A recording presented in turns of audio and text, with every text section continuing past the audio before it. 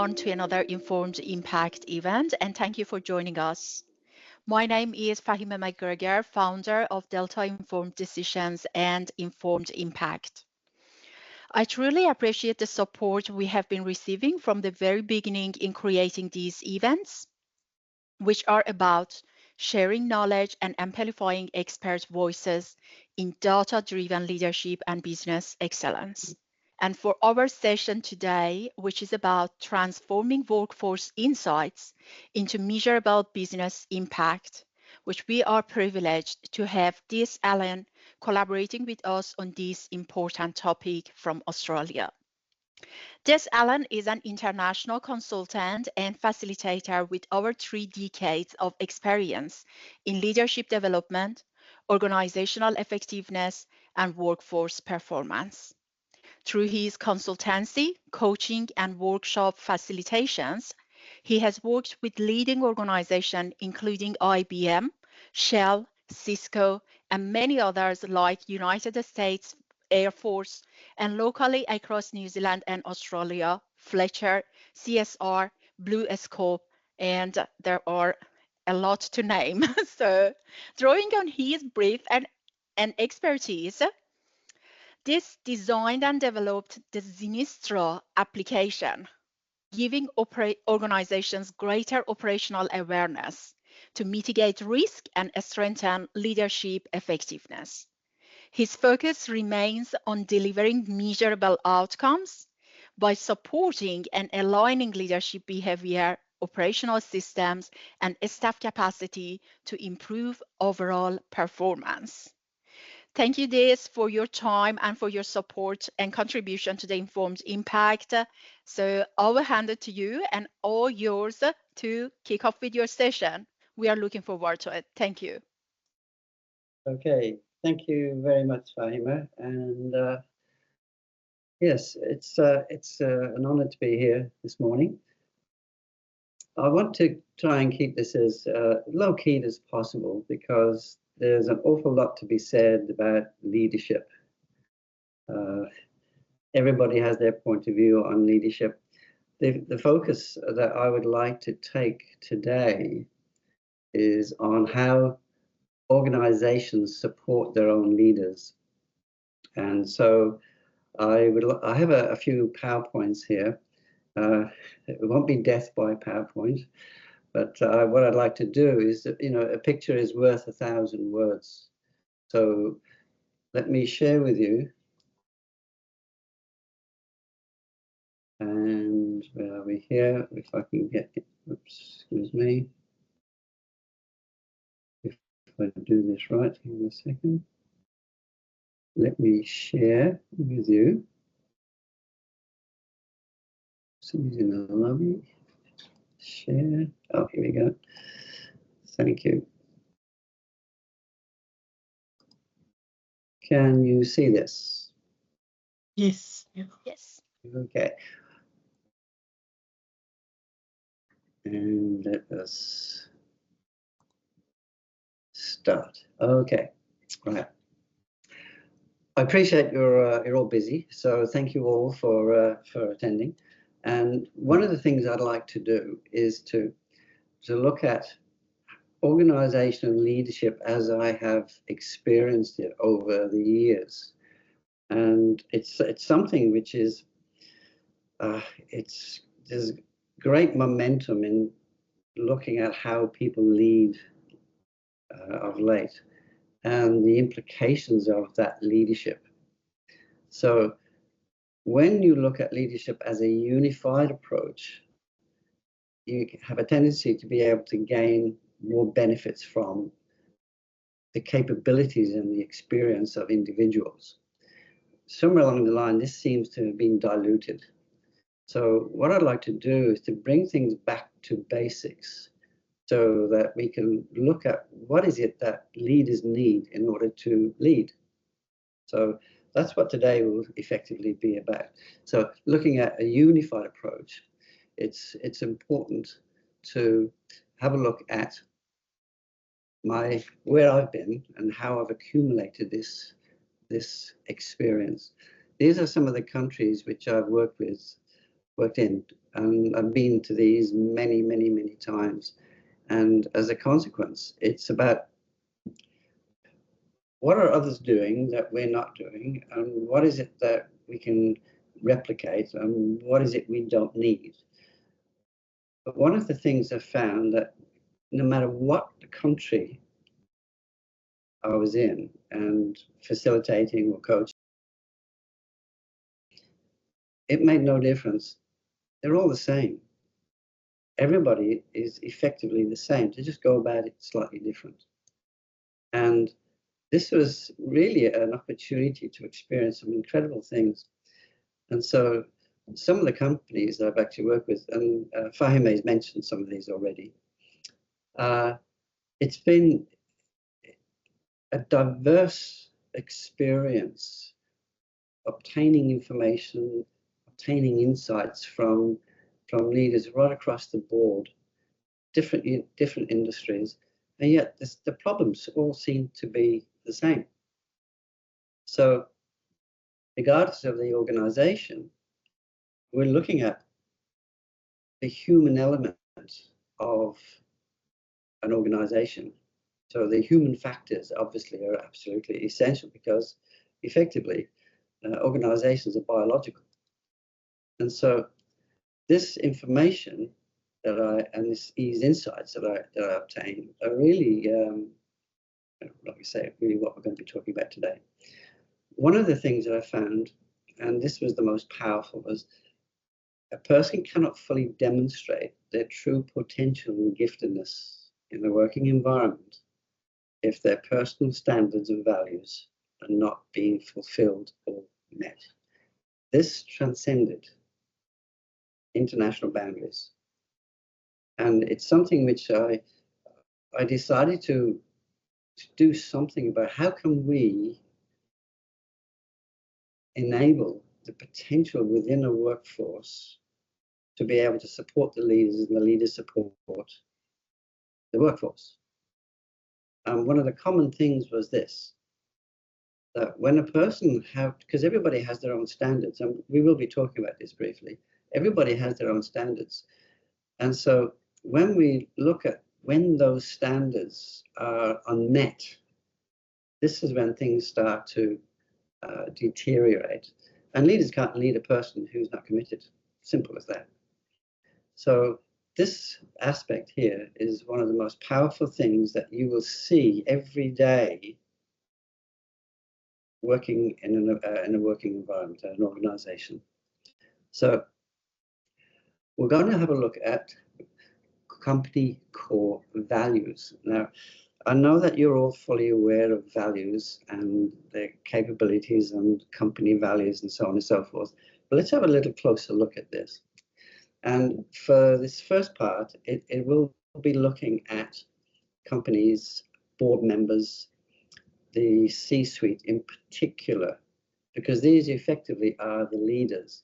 I understand that management have a substantial role right across the organization, but leaders are, by definition, the ones that make the decision and have the authority to be able to make the changes or deny those changes being made. So when you look at what's in it for us, organizations have their board members, C-suite, and if you're a company which doesn't have a board or a C-suite, you'll have the managing director and you'll have a series of managers. So the same thing applies. So when you look at the ideals and the visions and the standards that are required, it's really interesting when you start to look at how these people, board members, C-suite, senior management, actually endeavor to work together. I call this the corporate culture. And this is one of the greatest failings I've seen in organizations, the capacity for management to actually work together efficiently and effectively. Emphasis is on effectiveness more than efficiency, because we can be very efficient at what we do, but it's the wrong thing that we're doing.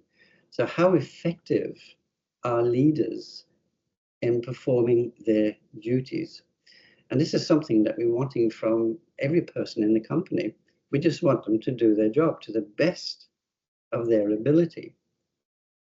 And so when we look at what's in it for us, this is the focus for the senior management levels. Whereas with the workforce, we're in the what's in it for me. Now, people don't actually go to work for the company because they want to work for the company initially. They want to gain something from it. And so when they come to work for an organization, we find that they really are self-oriented. We're looking at what's in it for me, because I want to grow, I want to develop, I want to come and be of value to an organization and make it a success. Ultimately, it's a what's in it for me approach.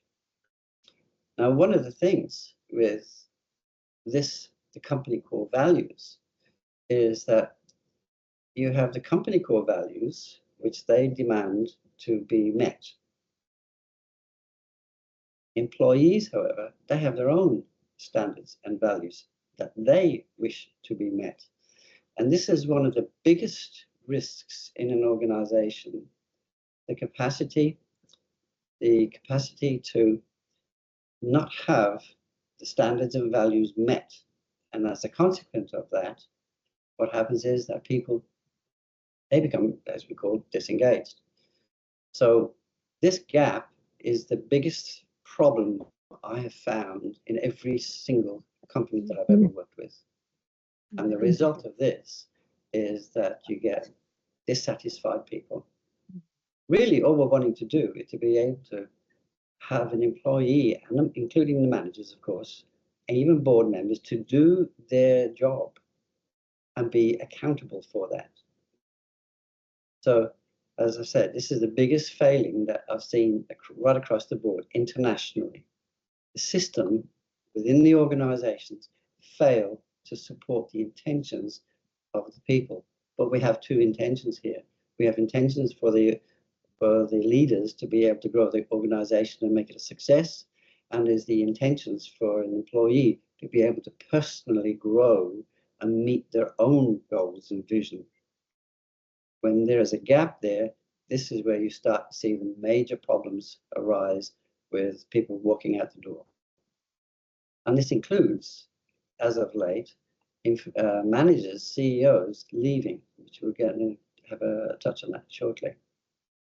So when we look at the senior management and C-suites and the employee's vision, the focuses are really at odds.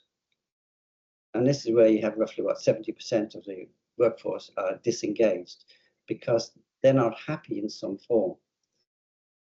Their focus is wanting to be able to achieve their own goals, whereas the company is saying, we have to get things right, we have to do this, we have to do that, we have to do what we need to do to get workforce on board. And so as a consequence, you have huge amounts of conflict, lost productivity, and all the rest of the things that you hear every day on LinkedIn. So the key here is getting a person to be able to perform their duties. That's all we're wanting, to the best of their ability. But the problem is the system gets in the way. This is, like I said, it's what I call the corporate culture. So when we have a close look at the corporate culture, one of the things that we find is they need certain things. We're going to be looking at those certain things.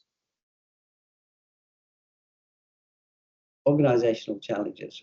These are, and leadership terms, there's thousands and thousands of challenges. What I want to do is to look at some of the main fears that they have. Now, you are familiar with these. I won't bore you with the details here, but these things here, we see every day, AI, artificial intelligence, so on and so forth. In regards to this, there's so much emphasis on we need AI, we need AI.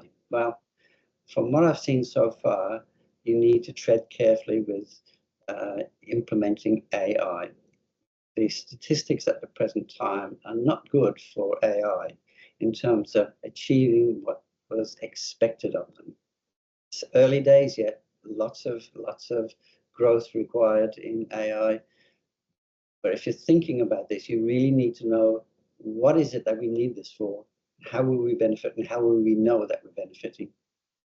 The cybersecurity, it speaks for itself. It's growing. Overcautious leadership. One of the things that leaders fear is making the wrong decisions. Looking at, I'll be the one who has caused this, and I don't want to make poor decisions, so they become super cautious. We're looking at strategic decision making, okay, when they're getting it wrong. How does that influence shareholders? What's their reputation going to be like? So all of these things here, there is so much written about this, so much data, but they're all relevant. I'm not knocking it, it's relevant. How does any manager or any leader really cope with all of these things being thrown at them? And it's one of the reasons why it's difficult for them to cope. Being a manager nowadays is not as easy as what it used to be. Being a senior executive is not as easy because the expectations are absolutely huge. And as a consequence, the CEOs, it's taking their toll. As at the highest level of CEOs and the C-suite leaving. And what I'm seeing is that there is a situation where they are actually now experiencing things that usually the employees were experiencing.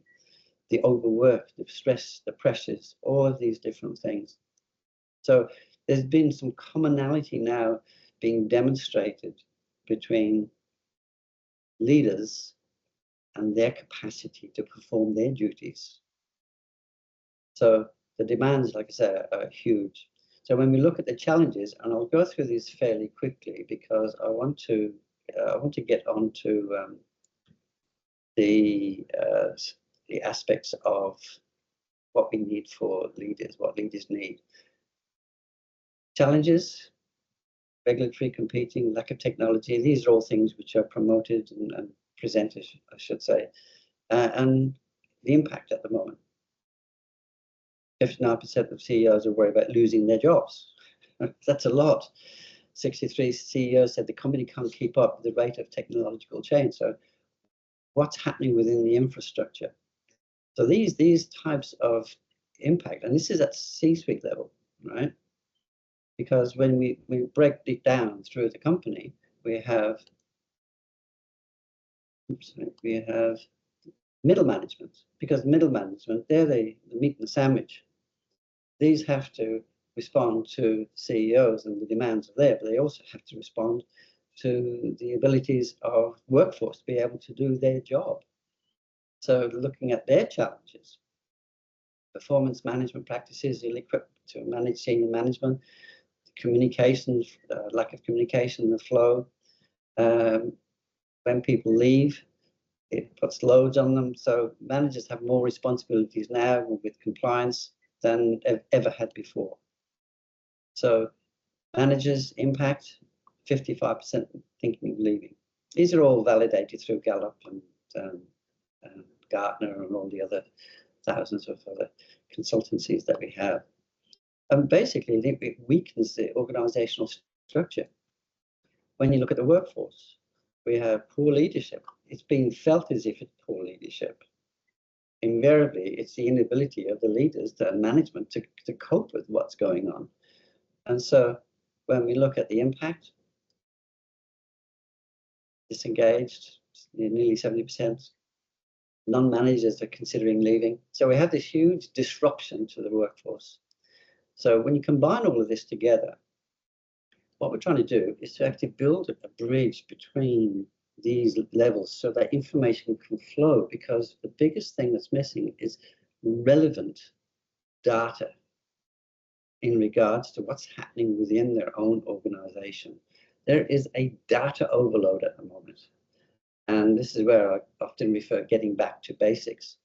So one of the things I'm wanting to do is, how do we get back to basics? How do we maximize the capability of leaders to be able to lead within the organization?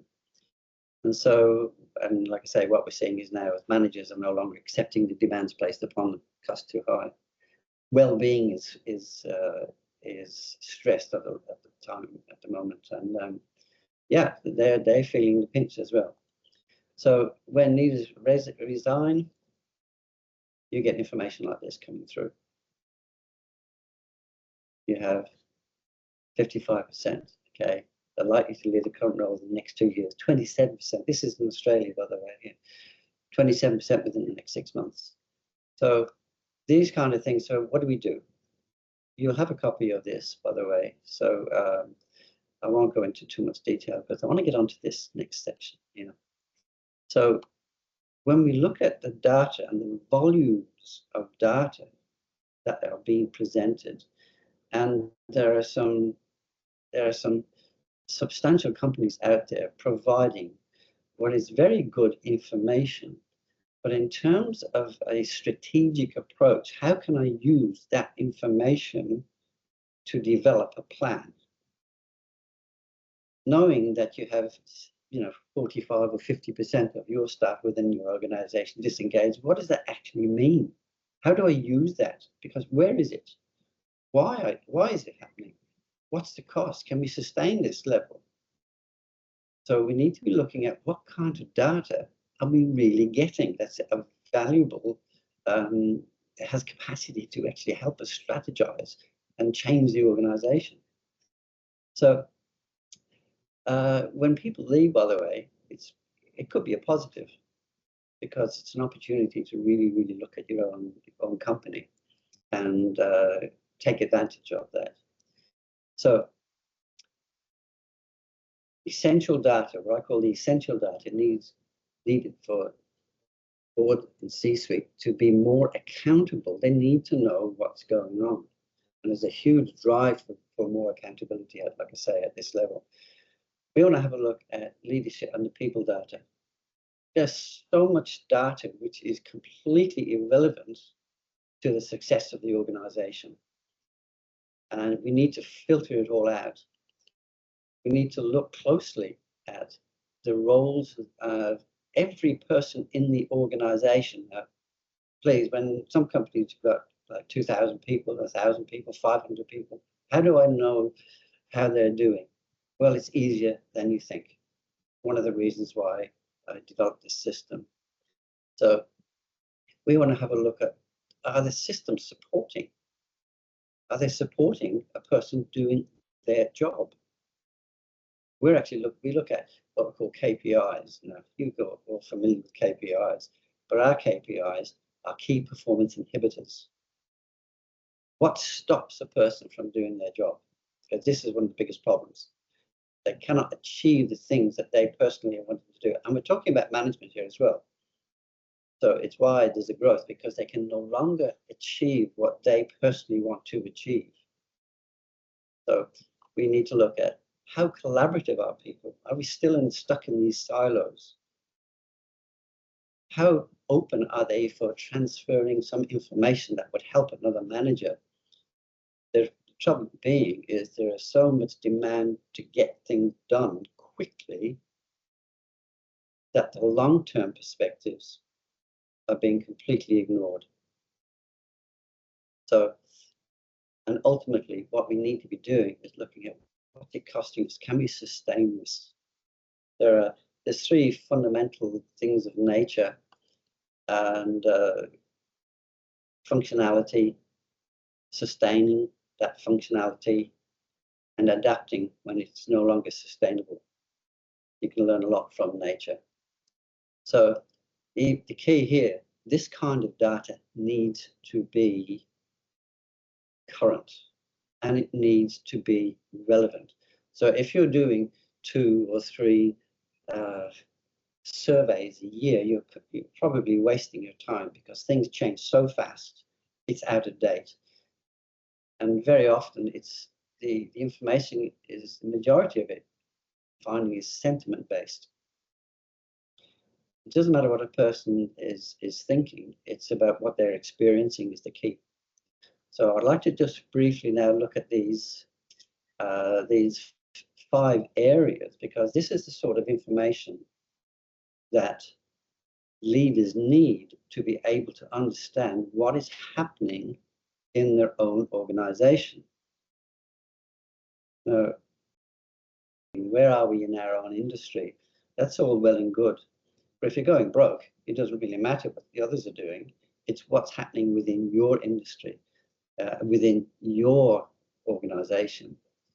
So looking at the relationship between the people and the data that you're getting, looking at how satisfied people are within their job and are the systems supporting it, all of these things here, they're essential. Now, if you look closely at these things here, every single company that hires people needs these things. The rest is just noise.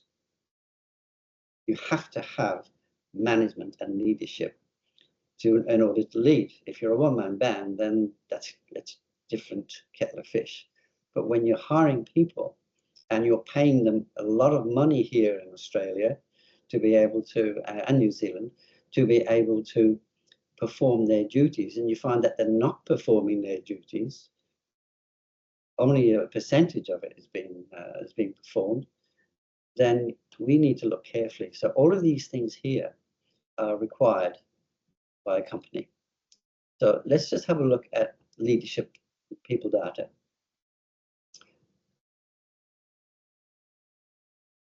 One of the things that I found really, really interesting, my background is psychology. It is in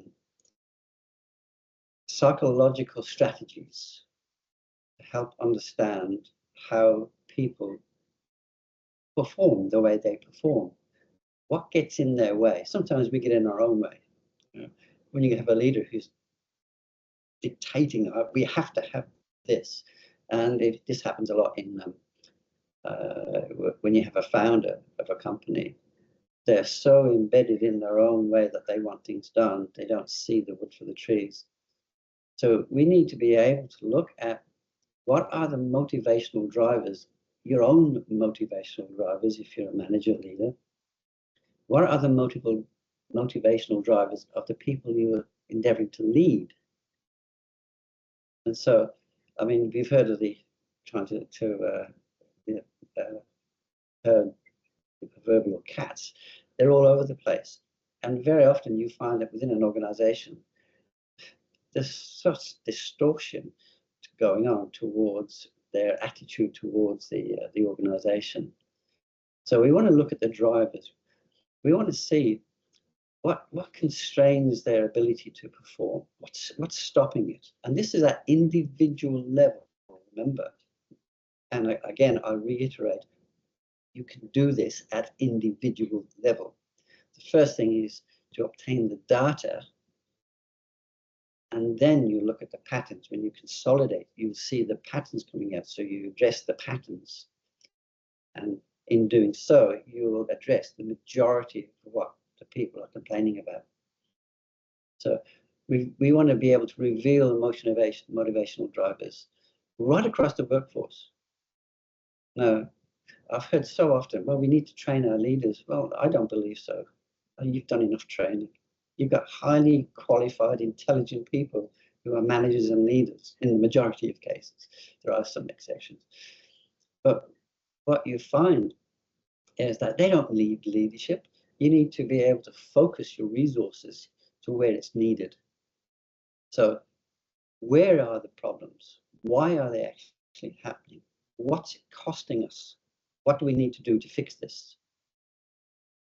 And so when you're given measurable evidence of how well your leaders are, how well they're being effective, and are they leading a way in such a way, I should say, that is bringing out the best in others. So we need to be looking at these types of aspects. How effective are they? By the way, this is not a witch hunt. This is about working together, more collaboration by helping individuals to actually grow, not blame. It's not a blame game here. When you understand that you have a problem with a leader, it's really beneficial to fix it and not just get rid of them. Obviously, there are exceptions. So when we look at the job roles and the data, like we said, how much work is being expected from the employees and or the managers? because the amount of time that they're spending at work versus what their production is the production levels is really it's really a case of not being able to achieve the things that they are wanting to achieve. So we look at their workloads, how much work. Working with the companies that I work with, project management was one of the key areas. And very often you found that people were thrown in as a project manager without any training. They were available. That was the main criteria. So we look at what's needed for a person to simply do their job. And remember, different departments, people have different jobs, so their requirements are different. So we need to look at what influences are happening that will prevent a person from being the best at doing their job. And so we look at the alignment roles, we look at the indicators. All of this information is readily available, exposes workload imbalance, and of course, the inefficiencies. And so a person, when they're doing a job, requires interactions with other departments. So we're going to be looking shortly at the collaboration effect interdepartmentally. So all of these things, these are fundamentals of just running an organization. It needs to be current and it needs to be relevant, which means doing this more often than not. So if you're currently waiting, a week or a month for information to be processed so you get back a status, it's too late. It's changed already. When we look at operational systems, now this is interesting because how many systems do you have in your organization? And as a consequence, what we're finding is that there's a lot of processes, a lot of procedures. Some of them are outdated. Do they help each individual who is using them? And remember, the roles of each individual are different. So it may be helping others, but not others. So how effective are the systems and how up to date are they? What inefficiencies, compliance risks, regulations, and bottlenecks? So we're wanting to be able to ensure that we can actually look closely at the systems, and you will find that it works well in some areas and not in other areas. So again, looking at, and compliance is becoming huge at the moment. So the systems and the ability to actually adjust the systems, requiring the resources to do that whilst you still try to make a profit is quite crucial. So current and relevant again. So collaboration, how effective are departments in sharing their knowledge, preempting that the person is going to need this? How much collaboration do you actually have in relation to a person looking after their departments? I'll give you an example. One of the companies I worked with, they hired a procurement manager to be able to do a centralization, and they wanted to actually have all the resources from one or two several sources. And as a consequence, this chap spent 4.5 months putting together a procurement plan of who's going to be getting the best prices, who's best delivery, working all through that. And it then came to say, right, we're transitioning to this new process. The first department he went to and said, look, this is what we're going to be doing, this is this plan. They said, we're not using it, we have our own. He was actually devastated. He spent 4.5 months.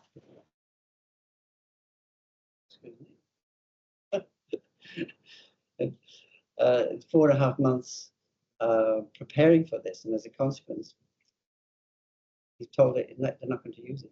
So very, very disconcerting when those sorts of things, the lack of collaboration takes place.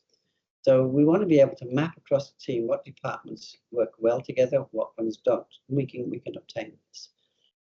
What's the communication like? What frictions are taking place? Who do we need to be able to fix? Or what do we need to be able to fix so that communication flows because leadership is only as good as the information that is provided. So we have an ability to look at a system-wide view of right across the company about all the main business aspects. This, by default, when you get people on board, will enhance the collaboration because they understand the importance of what's going on. That does happen to a degree, but I'm quite sure that it could improve. So, and of course, the financial risk data. As a consequence, you need to know what is it costing you for inaction. We need to have an understanding of what is it costing us? What's the actual cost of replacing a person in this organization? What is the cost of having 30% of the people in a particular area disengaged? What's the cost of that? We can measure 3 different levels of disengagement: actively disengaged, disengaged, and partially disengaged, as an example. Now, you don't wake up one morning and go, oh, I've had enough. I'm actively disengaged, right? I'm only going to do what I need to do. It's a process. It probably happened 3 months ago because of some situation or circumstance. So we can monitor what's happening within the workforce, within the management teams, and identify the things which are allowing the rot to set in before it becomes too late and they leave. It costs a lot of money to replace a person. So you will lose money prior to them leaving, and then it'll cost you even more when they've left. So what we need to do is to look at what are the costs associated with all these inefficiencies. How much are we saving? Because some of the areas are efficient. So quantitatively looking at costs, CFOs can start to really see and put their input at the board table and say, this is what's actually happening with the decisions that are being made. This is what it's costing us if we continue down this avenue. Because we're not seeing an increase or an improvement because of those decisions. You will be able to see where there are good decisions made. All of this information, it's intended to be able to, number one, identify, and number two, put a cost to it. Because senior management, leaders, boards are really focusing on costs and efficiencies. So when you get a better collaborative, more involved, more accountable approach from senior leaders, then they have a greater understanding of the implications of what's taking place. A lot of the things which take place, they don't appear on the balance sheet. They don't appear on the profit and loss. But they cost the company a huge amount, and they're absorbed into different areas on reporting structures. So having this financial data is a core element, because it enables you to actually financially forecast our ability to survive. Now, one of the things with this type of data, just one last thing, is when it comes to the market, the marketing of the company, it provides greater visibility across the company so that they know where they are in the marketplace. And so when we look at market capabilities, there are things happening which your average person who's working doesn't even get to even hear about half the time. So looking at the confidence, the investor confidence and the shareholder confidence. People who are working, they really don't care about the confidences and shareholders. They're interested in doing their job. So when you look at these different elements here, what is often happening, there's been, I think it's 110% increase in activist investors who are looking to take over organizations. And so what can happen within an organization, they can actually look at how well they are performing prior to an activist investor coming in and saying, hey, you're not good at this, you're not good at that, and so on and so forth. Merger and acquisitions. If you're thinking of selling a company, you will have data available that will strengthen your position or help you fix it before the signing of the dotted line. So there's a whole array of different things from a market capability perspective that this kind of information provides. And of course, everybody wants a good reputation in the marketplace, and well, this is a good company to work for. So a bit of a download there today. It's more from the operational side, looking at what is needed to be able to strengthen the organization, to get solid foundations so that you can build on strength. So that's, I think, is probably about enough hearing from me. So thank you for your valuable time. And, Thank you so much, Des. We have got the Q&A box there if you want to either drop your question in the Q&A or feel free to open your microphone and join the discussion here. It is a very friendly forum we are building here, so please feel free to join and we would love to hear any question you may have. Yes, Natalia? Thanks, Des. I'm just wondering about the role of like 360-degree feedback or org-wide sort of surveys about for feedback in these examples, particularly around sort of leadership and employee KPIs. That's a really good question, and it's I don't, and this is a personal perspective, I don't hold much confidence in 360. It doesn't take much to annoy a manager if you're not performing, and you may have your own reasons. And what I find is that it's a weak perspective, because you're looking at sentiment, what a person thinks about something. And when you're working for a company, it is nice to say, oh, I work for a really nice company. They're really friendly. How is that translated into you personally growing, and how is that translated into the company growing? How can I put a cost on that? So it doesn't take much to annoy you. I mean, you must have worked for somebody who really annoyed you. Okay, they may have been good at what they did, but if on a bad day, you can say you do a 360, and you can write something on the spur of the moment, and it's not as accurate as what it could be. Does that help? Yeah, thank you. Anyone else has got any question? Alex, you look as if you got something there. I do. I had quite a few questions, but I don't want to keep everyone up. I've got one, and I had to write it down because I mean I think we're struggling with this at the moment. And as you know, everyone knows that technology and the workplace culture is changing rapidly. And then what did I say? How should we as leaders adapt without losing sight of our core values? Obviously you've got this whole thing where everyone wants to work from home. Just an example, and we want everyone to come into the office. So where's that balance? How do you get that balance without, I don't know the right word, but to make sure that everyone's happy? Well, first and foremost, you're never going to make everybody happy. Sorry. However, the thing is, people, because of COVID and working from home, they realize, it's nice to be able to work from home.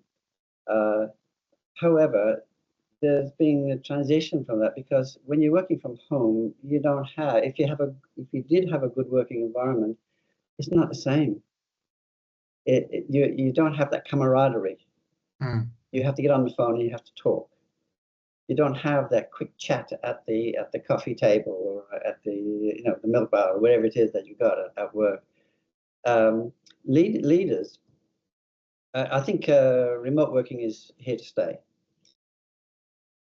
the key is what is needed for a person to perform effectively, just as much as they did at work. I wouldn't care if a person worked from home as long as they met their targets, they were happy what they're doing, the quality was good. And it reminds me of one of the companies I was working with. They actually improved. They switched people every 2 years. Their managers, they switched them every 2 years. It's a complete waste of time. There was no achievement, because the first year was undoing what the previous person had done. The second year was trying to start to put what they were wanting to implement, and then they were moved. Every 2 years, it was compulsory. If a person is good at work and they work from home, then my philosophy is, well, let's do that. That's okay. And it's happening because we do it internationally. We work across the board. We use all the AV stuff. How do you measure that, you see? That's the key. How do you measure the performance of a person at work who works from home? Because the distractions are huge. Unless you are geared. I was working with a company in Whangarei, and they introduced shift work. Now, you would not get away with this now, but this is back then. And they introduced shift work. There was a queue waiting, the waiting list for people to work nights. Okay? They wanted to be able to work nights, most of them. However, when you're working nights, it requires a discipline, because you need the environment to be productive for them to be able to sleep. And what they found, and what they used to do, is interview the people. And they'd go to the house and to see where they were going to sleep. Now, you're not expected to go and see what is expected in every house for them to be working remotely.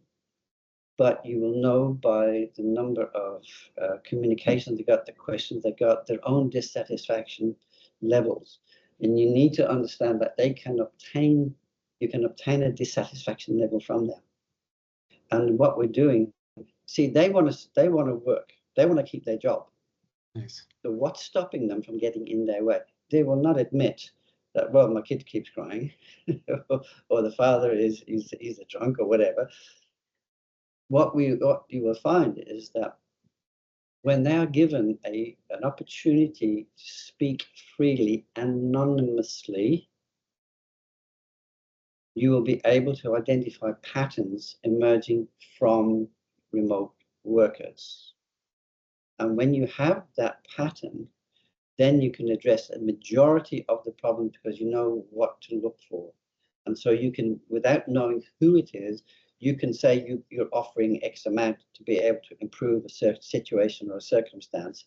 This is what we can do.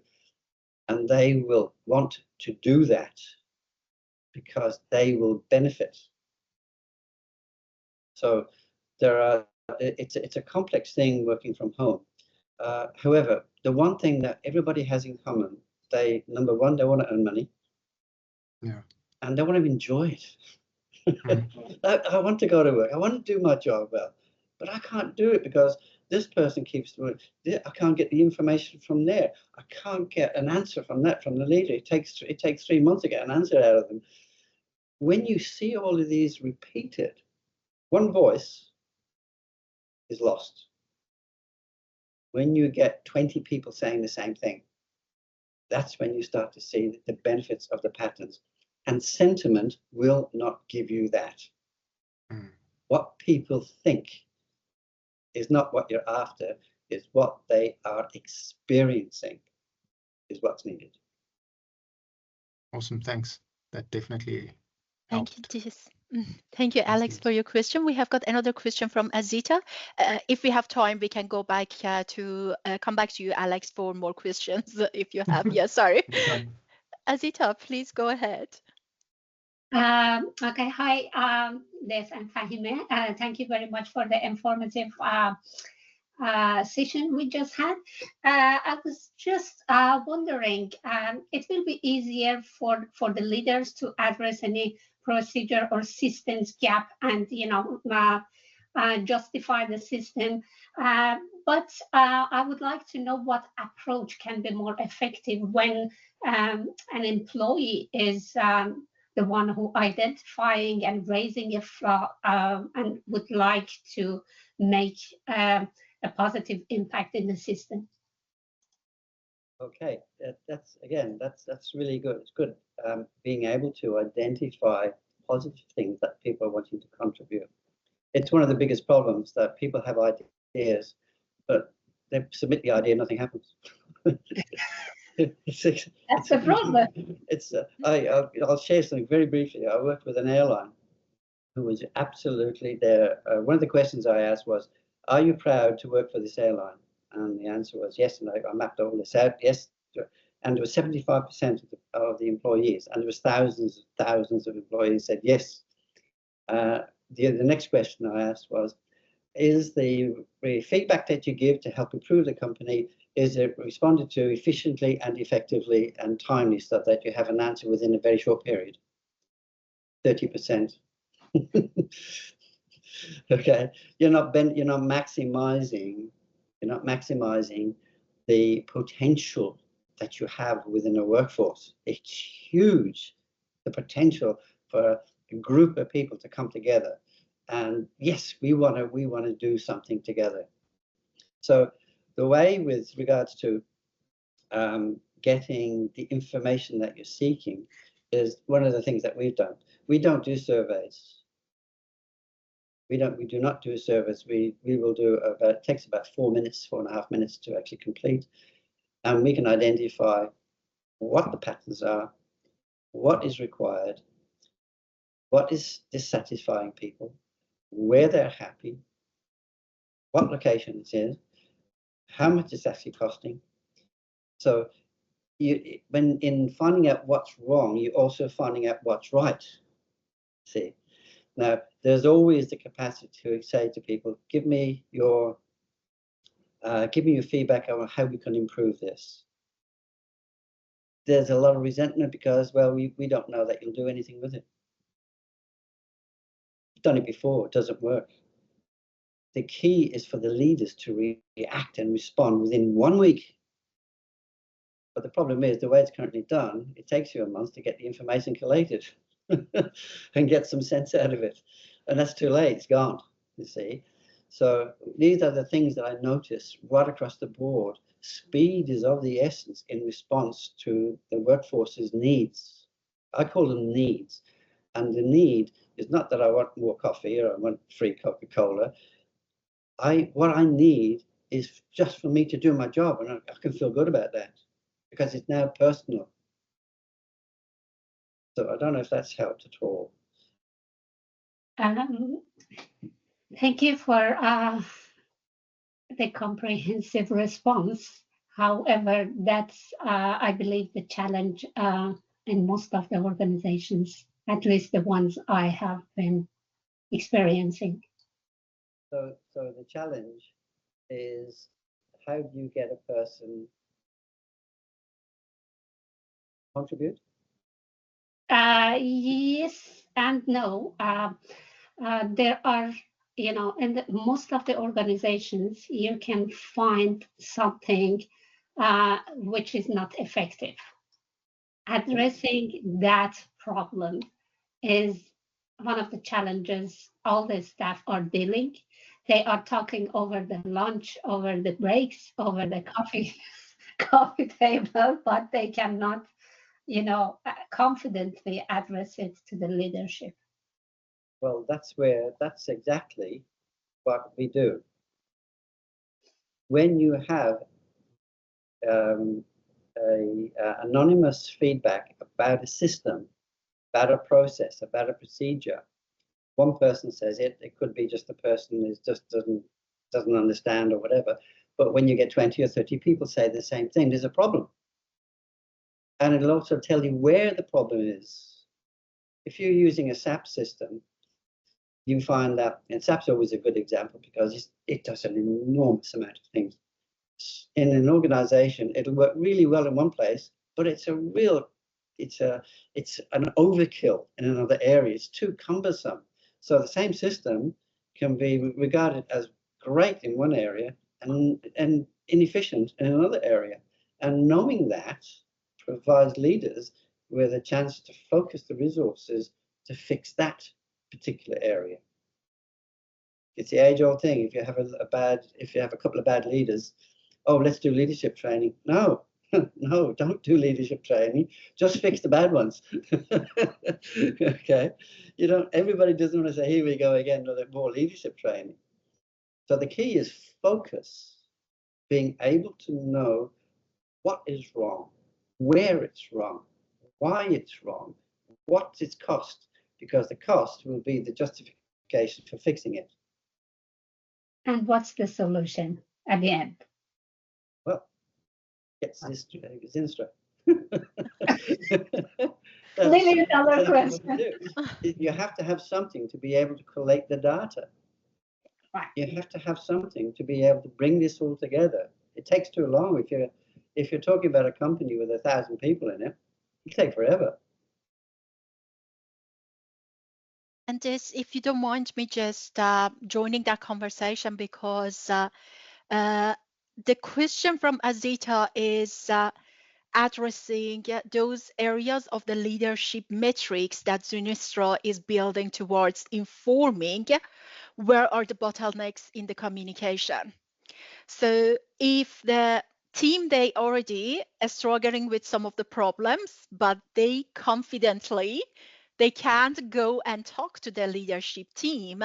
So that is the culture of the organization, and that is the leadership communication blockages. So again, that area of measurement associated with the leadership, not necessarily just the operations and the systems, because it has got multiple dimensions, and that is where it's going to give you the opportunity to find what leader exactly in between that SLC group is creating that noise or blocking the door for the rest of the group to joining any communication openly and visibly. So sorry to jump into your expertise, but thank you, Azita. And we have got another question from Lee. If we can answer, we can have Lee. Go ahead, please.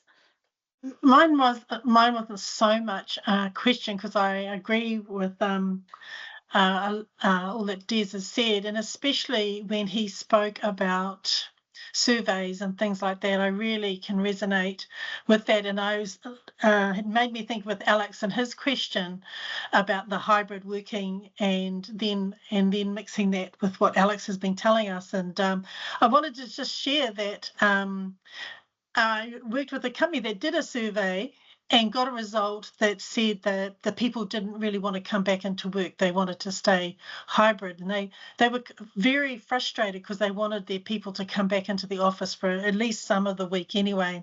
And they didn't. They were heading down to mandating it, but they had some resistance. And it just shows what Des is saying is so true. When we did the deep dives to find out why they didn't, they wanted to be remote or hybrid, it found that the majority of the staff, which goes back to what Des is saying, the majority, you see a pattern, all said that the chairs were dirty and broken and caused them sore backs. And so what they thought was a hybrid problem actually was a physical problem with the chairs. And so the organisation biffed all the chairs and got new ones, and the issue went away. But it goes back to what Des was saying about actually looking at what is the core issue and what is the actual problem. And I agree with him that these surveys sometimes don't tell us that, but we have to actually ask that why. And in this case, it was easily fixed, of course. I did happen to see the room where all the chairs were biffed, and they were terrible. They were just terrible. And the company admitted they had just not looked at that, and they got occupational nurses in to make sure the height of the chair was right on the desk. And it just really, I felt that example and your question, Alex, but what Des has been saying really, made me think of that and thought, yeah, you're right with what you're saying, Des. Thank you for sharing what you've done today. I really appreciate it. Thank you, Lee. The thing is, you can environmentally, you can very quickly identify what's helping you do your job. Yes. If the air conditioning is so cold in here, I can't do this, right? You can put up with that for a day or a week or a month, etc. But when people start to complain across the board, we need it changed, then that's when it becomes powerful. Now, this is not about getting the power of the masses. It's about practical approaches to getting the best from somebody. If you need to be able to change. We did this approach with a warehouse. We sent out we do self-assessments. We don't do surveys. We sent a self-assessment about how the layout of the warehouse prevented them from being more efficient. And the feedback we got was amazing. So they completely redesigned the thing.